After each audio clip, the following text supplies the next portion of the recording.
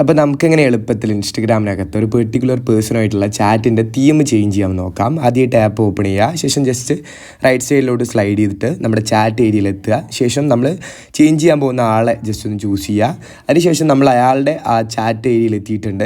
ശേഷം നമ്മൾ ഏറ്റവും ടോപ്പിലായിട്ടുള്ള ആ പ്രൊഫൈൽ ഉണ്ടല്ലോ അയാളെ, ജസ്റ്റ് അതിലൊന്ന് ടാപ്പ് ചെയ്ത് കൊടുക്കുക. അപ്പോൾ നമുക്ക് ഇത്തരത്തിലുള്ള ഏരിയയിലോട്ട് എത്താം. അപ്പോൾ ഇവിടെ നമുക്ക് കൃത്യമായിട്ട് കാണാനായിട്ട് കഴിയുന്നുണ്ട്. ഇവിടെ തീം എന്നുള്ളൊരു ഏരിയ ഡിഫാൾട്ടായിട്ട് കിടക്കുന്നത് കാണാം. ജസ്റ്റ് അതിലൊന്ന് ടാപ്പ് ചെയ്ത് കൊടുക്കുക.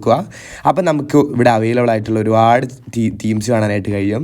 ഇതിലേത് തീംസ് വേണമെന്നുണ്ടെങ്കിൽ നമുക്കിവിടെ ചൂസ് ചെയ്യാനായിട്ട് കഴിയുന്നതാണ്. ഞാനിവിടെ ജസ്റ്റ് ഒരു തീം ജസ്റ്റ് ഒന്ന് ഇവിടെ ചൂസ് ചെയ്യുകയാണ്.